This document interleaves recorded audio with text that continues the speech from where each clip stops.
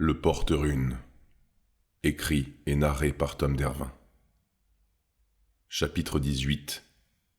Clairvoyance.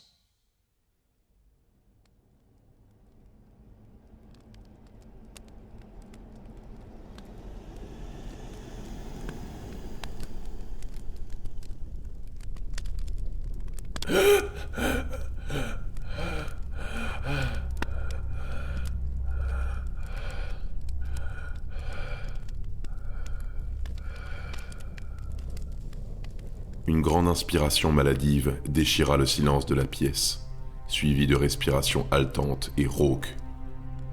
Le Porte-Rune ouvrit les yeux avec la sensation d'avoir 2 enclumes accrochées à ses paupières. La douleur parcourait tout son corps. Au-dessus de lui, des babioles, difficiles à discerner dans le noir quasi complet, pendaient des solives. Après un moment qui lui parut être une éternité, il parvint enfin à trouver la force de se redresser. À peine fut-il en action que ses plaies lancèrent de nouveaux éclairs de souffrance qui lui striaient les chairs. Mais il n'abandonna pas, loin d'être étranger à cette sensation. « Je ne ferais pas ça si j'étais toi », l'interrompit une voix dans le noir. Le rôdeur tressaillit. Quelqu'un était là, un observateur qui patientait sans un bruit. Le vagabond s'enhardit pour grimper un peu plus sur ses coudes et s'offrir une vue sur les environs. Il était dans une cave, allongé sur une couchette tapissée de peau. Des draperies lui recouvraient le corps. Autour de lui, le tueur apercevait des établis et de longues tables chargées de verreries. Des fioles, des alambics, des cuves de cuivre, des ballons de verre se succédaient ici et là. Tout cet équipement valait une fortune. Un encens, suspendu à l'âtre d'une cheminée, exhalait une fumée épaisse à travers la pièce. Enfin, à quelques mètres dans le coin de la salle, une silhouette était assise sur un fauteuil, dissimulée entre les ombres et la fumée. Seules quelques braises, dernières survivantes d'un feu en déclin, éclairaient faiblement les pieds nus de l'observateur. « Qui est là ?» demanda le rôdeur à travers les ténèbres. « Dis-moi, paladin, as-tu rencontré les 9 ? T'ont-ils ouvert leurs portes à tour de rôle et accueilli les uns après les autres dans les salles d'argent de leur sanctuaire ? As-tu pu manger en abondance à leur table ?» C'était la voix d'une femme âgée, où la colère et le mépris prenaient toute la place. Le Porte-Rune garda un moment les yeux rivés vers la silhouette avant de répondre, méfiant. « Je n'ai pas atteint la première porte, ni patienté dans les landes grises, ni même été jeté aux abysses. Mais il m'apparaît maintenant que l'heure de mon trépas n'était pas encore venue. Répondez-moi maintenant. Qui êtes-vous ?»« Oh, » reprit l'étrangère en ignorant la question. « Tu es mort il y a longtemps, J. » La mâchoire du rôdeur se crispa à l'évocation de cette lettre. « Si longtemps que tu en as renié ton propre nom. » La main fermée de la silhouette entra dans la faible lumière de la cheminée. Ses doigts se déployèrent subitement, relâchant le pendentif du Porte-Rune qui tomba sur la pierre nue. Pris de colère, le vagabond se redressa davantage dans un élan meurtrier avant d'être rattrapé par la douleur. « Tu n'as juste pas encore eu le courage de franchir l'ultime pas, » termina l'observatrice. Le rôdeur sentait l'œil de la silhouette peser sur lui, intimidant et perçant. Il gardait son calme, mais dans son état, il ne pouvait espérer agir. Là où pour la grande majorité des gens, ces circonstances éveilleraient la peur dans leur cœur, chez le Porte-Rune, c'était une immense frustration qui palpitait dans sa poitrine et qui grandissait seconde après seconde. « Qui es-tu, sorcière ?» questionna-t-il en ravalant sa fierté. « Qu'est-ce que tu me veux ?»« Je suis celle qui t'a sauvé la vie et qui pourtant souhaitait ta mort, » répondit-elle d'un ton glacial. « Je m'appelle Sophia et je suis la guérisseuse de la vallée cachée. Ton ami t'a ramené jusqu'ici pour que je sauve ta vie. »« Quel ami ?» demanda spontanément le rôdeur. « La jeune femme, Philippin. Elle a rencontré quelqu'un dans la montagne. Une personne que j'aime plus que quiconque aujourd'hui. Et ensemble, elles t'ont porté jusqu'ici, paladin. »« Arrête de m'appeler comme ça, c'est ridicule. Je ne suis pas plus paladin que toi une guérisseuse. Alors cessons ces faux-semblants. » Sophia étouffa un petit rire narquois. « Ton corps en dit long sur toi. Plus que ce dont tu voudrais te souvenir, je le crains. Tes plaies, mais aussi ces gravures dans ton dos parlent pour toi. J'ai déjà vu ces symboles, ces runes sacrées. Mais je dois l'admettre, c'est bien la première fois que je les observe sur le corps d'un homme. Elles sont faites pour être gravées dans l'acier, et non à même la chair de ceux qui les vénèrent. Ah, souffla le porte-rune avec un grand sourire satisfait. Je comprends mieux ta rage contre moi, vieille femme. C'est à cause de mes pères que tu es isolée dans ces montagnes loin de tout, c'est ça ? Que tu te terres dans ce trou perdu. Pensant tourmenter son interlocutrice, le rôdeur commença à prendre un plaisir sadique. Tu n'es pas la première exilée que je rencontre, tu sais. J'en ai vu d'autres qui ont tout quitté, poussés à l'errance par les craintes de la flamme du bûcher, loin des leurs et exclus du monde. « Tais-toi ! Tu ne sais pas de quoi tu parles !» hurla Sophia d'une voix puissante et quittant son siège. Au même instant, les braises se ravivèrent, le feu monta comme une vague déchaînée, vomit de l'âtre, jusqu'à venir griffer les poutres au plafond. La vive lumière envahit la cave, jetant sur Sophia son onde cramoisie. Elle semblait immense et arborait le visage même de la haine. Aussi vite qu'elles avaient bondi hors de la cheminée, les flammes revinrent sur elles-mêmes comme la marée, et se dissipèrent en une volée de brandons crépitants. L'obscurité et le calme étaient revenus. Le porte-rune demeurait en silence, observant Sophia à nouveau dissimulée dans le coin de sa pièce. Il régnait soudain une impression étrange, comme si le tonnerre avait frappé, puis s'était évanoui en abattement de cils dans le néant. Plusieurs minutes passèrent. Le rôdeur restait sur ses gardes. Il ignorait la portée des pouvoirs de Sophia. Mais la sorcière, surtout dans son état, représentait une menace. Passablement intimidé, il garda le silence. Sous ses bandages, des onguents et des baumes étaient appliqués. La vitesse avec laquelle ils agissaient paraissait stupéfiante, quasi miraculeuse. Alors que la tension semblait enfin s'estomper, Sophia soupira et reprit la parole d'une voix plus lasse. « C'est le drame de mon existence, de supporter les gens qui ne savent rien. Déjà, toute petite, j'étais capable de voir chez les autres toutes ces choses qu'ils souhaitaient cacher au plus grand nombre. Leurs vices, leurs fantasmes secrets, leurs rêves inavouables. J'ai vite compris que ce don ne me vaudrait pas beaucoup d'amis, ni beaucoup d'amour d'ailleurs. Tous, nous avons une part en nous, si sombre et honteuse, si noire et infâme, que nous la renions nous-mêmes. Mais même ces choses-là, je les voyais. Je les scrutais avec attention dans le regard des inconnus et des passants, dans le regard de mes frères et de mes sœurs. Je les contemplais avec fascination dans celui de mes parents. Jusqu'à ce que je grandisse et que je comprenne la portée de ces pensées. Bien qu'il n'y ait qu'une infime partie d'entre nous qui exprime au grand jour cette laideur qui bout au fond de son âme, c'est celle de nous tous qui déborde partout dans notre monde. Les hommes la vomissent, la répandent sans même s'en rendre compte. C'est elle qui empoisonne nos existences, qui écrase l'amour comme l'innocence.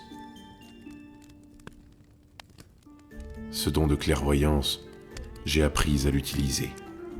Sous les conseils d'une femme merveilleuse qui partageait ce don avec moi, j'ai pu apprendre à me servir de ce pouvoir avec parcimonie et avec sagesse, pour tenter de faire de cet endroit où nous sommes destinés à vivre un endroit plus beau. Et nous l'avons fait.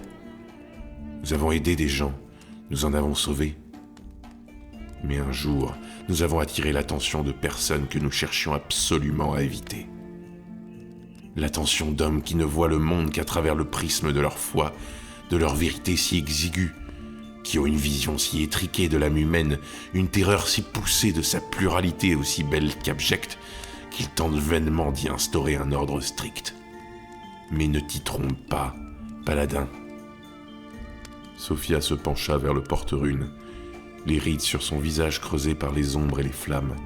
En bure ou en haillons, nous avons tous et toutes la même pourriture qui jonche le fond de nos cœurs. Le porte-rune l'écoutait, attentif à chacun de ses mots. Il comprenait où elle voulait en venir. Les paroles de Sophia résonnaient dans son esprit, elles y trouvaient un écho qui partageait sa vision. La guérisseuse quitta son siège et s'approcha en claudiquant du vagabond. Arrivée près de lui, elle s'asseya sur la couche, comme une amie au chevet d'un malade. Puis, elle lui saisit doucement les mains avant de les ramener vers elle. « Je sais qui tu es. Je te vois. Tu es un lâche. Tu ne portes avec toi que la mort. Tu es né ainsi. Tu étends ton ombre néfaste sur tout ce que tu touches ou ce que tu approches. Je vois en toi. Ton cœur est empli de violence. Elle est dans ta nature. C'est un feu que tu ne pourras jamais éteindre. Un feu que tu as entretenu toute ta vie, autrefois par ta ferveur, et que tu alimentes aujourd'hui par le désespoir. C'est ce brasier qui t'a fait couler le sang, encore et encore, et qui t'inflige des nuits de tourmente et de cauchemars. Et pire que tout, ce n'est pas le fait de commettre ces actes ignobles qui t'empêchent de trouver le repos. Non, c'est leur absence. Tu ne peux trouver la quiétude et la paix intérieure que dans le silence de la mort. Des corps sans vie que tu laisses dans ton sillage. Tu es mauvais au plus profond de toi. Je le sais, je le vois. Et tu ne l'ignores pas non plus, parjure. Tu sais que mes mots sont justes. Tu n'aspires plus qu'à la mort, mais tu crains le jugement des dieux que tu as trahis. Ton désespoir est tel que tu n'espères même plus la rédemption, mais ton existence ici-bas est tout aussi insupportable. Tu es un lâche parce que tu sais quel est ton destin. Quelle sera ta peine pour la vie que tu as menée, et pourtant tu attends que quelqu'un, ou plutôt que quelque chose, vienne mettre un terme à ton calvaire et te rendre à ton jugement. Tu es damné, paladin, et pas que depuis ton parjure et ta guerre au-delà de la mer. Tu es maudit depuis toujours par toutes les forces de la création. Sophia haussa les épaules avant d'ajouter comme un constat sans importance. C'était inéluctable. Le porte-rune resta livide, les yeux plongés dans ceux de Sophia. Il déglutit avant de prendre une grande inspiration, de trouver les mots qu'il souhaitait dire. « Alors, que veux-tu de moi ? Tu ne m'as pas sauvé pour rien, n'est-ce pas ?» Sophia dessina sur son visage un sourire inquiétant. « Parce que je sais où se trouve la chose que tu cherches, étranger. » Le rôdeur plissa les sourcils, intrigué. « Cette chose-là est toute proche. » Sophia se pencha à son oreille avant de chuchoter. « Je sais où trouver un ennemi qui t'apportera la mort. »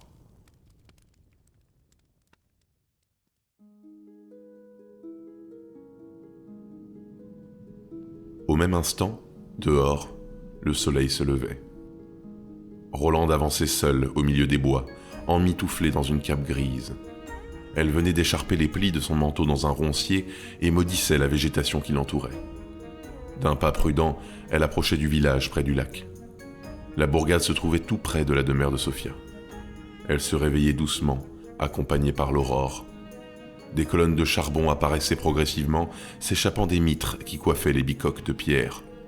Les rues de terre battue, boueuses, serpentaient au milieu des maisons dispersées, réparties en parcelles plus ou moins vastes et délimitées par de petits murets de pierre ronde. Comme à son habitude, la neige recouvrait le décor. La chasseresse s'arrêta aux abords du village, à une douzaine de mètres de la première maison. Elle scrutait les environs. Une porte coulissa sur ses gonds. Non loin, une jeune femme, de moins d'une vingtaine d'hivers certainement, sortit de chez elle, un panier à la main. Elle était enceinte de plusieurs mois et marchait lentement, le dos arqué. La villageoise traversa des cultures qui recouvraient sa parcelle, s'approchant de plus en plus de l'endroit où Rolande était cachée. Celle-ci, apeurée d'être découverte, se dissimula en vitesse derrière le tronc d'un arbre. Puis, elle pencha la tête pour observer la scène.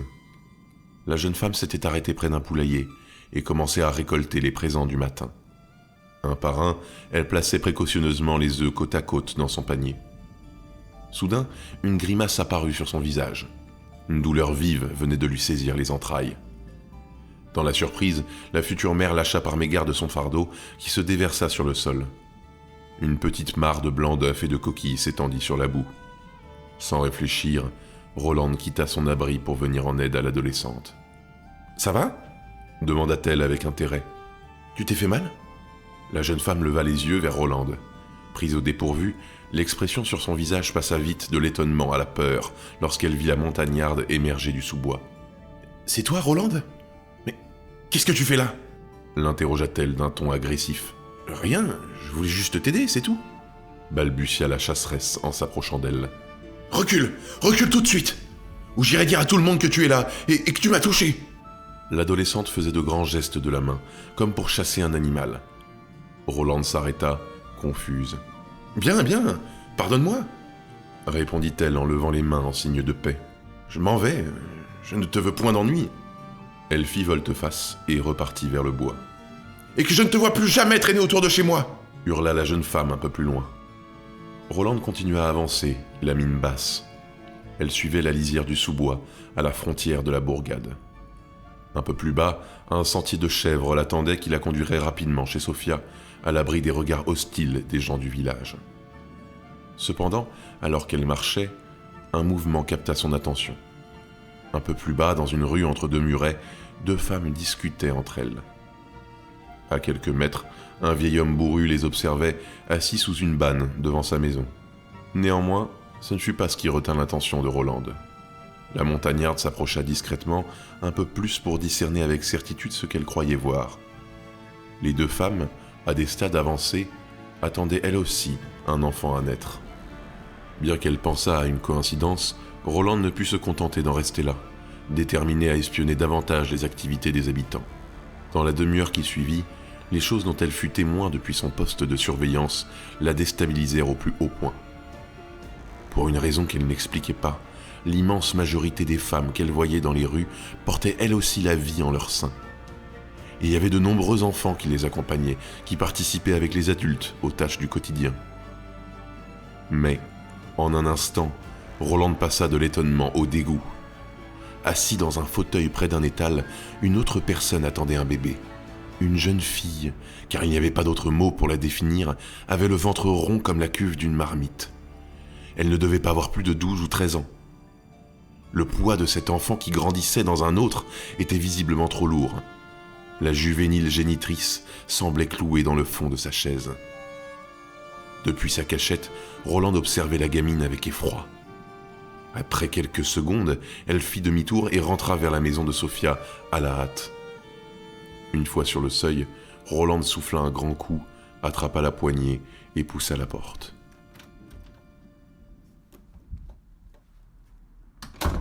Philippin entra dans la demeure, frigorifié et décontenancé par ce qu'elle venait de voir. Près d'un feu, la véritable Rolande dormait encore. La change-forme regarda la montagnarde. Elle se souvint des yeux de la jeune femme qui allait ramasser ses œufs, l'expression de peur sur son visage. « Qu'as-tu fait pour mériter ça ?» chuchota-t-elle pour elle-même. « Que font ces gens dans ton village ?»« Nous allons t'expliquer, Philippin. » La créature sursauta. Elle n'avait pas remarqué Sophia, assise de l'autre côté de la pièce sur un long canapé.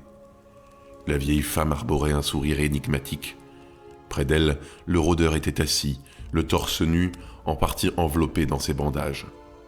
Comme de coutume, il fumait sa pipe. Lui aussi avait les yeux rivés sur Philippin. La change-forme se sentait bête, comme un enfant pris sur le fait, tant ils semblaient tous deux la scruter avec attention. « Comment te sens-tu » demanda-t-elle au porte-rune. « Mieux. Tu as eu raison de ne pas me laisser là-bas. » admit le vagabond d'un ton moins froid qu'à son habitude. Philippin, quant à elle, avait entendu le merci qu'elle espérait. « Écoute-moi, il faut partir d'ici. Les gens au village sont étranges. Leurs femmes, même leurs enfants. Elles sont toutes enceintes. Même les plus jeunes. Ignoble. » Philippin lança ce mot comme elle l'avait pu. Et pourtant, à peine exprimé, il semblait devenu incapable de retranscrire le dégoût qu'elle éprouvait. Sophia demeurait en silence à côté du porte-rune. Celui-ci prit la parole. « Je sais, Philippin, et nous allons résoudre ce problème. Mais pour cela... » Le rôdeur serra la mâchoire et souffla du nez. La guérisseuse lui jeta un regard en coin. « Pour cela, je vais avoir besoin de toi. »« Comment ça ?» répondit la créature. « Tu te souviens lorsque je te disais que je ne chassais pas des monstres comme les Dayengar, Philippin ? Que mes proies étaient d'un tout autre genre. »« Je m'en souviens, oui. » acquiesça-t-elle de moins en moins sûre d'elle. « Eh bien, nous y sommes, Philippin. Cette fois-ci, j'ai bien un monstre à détruire. »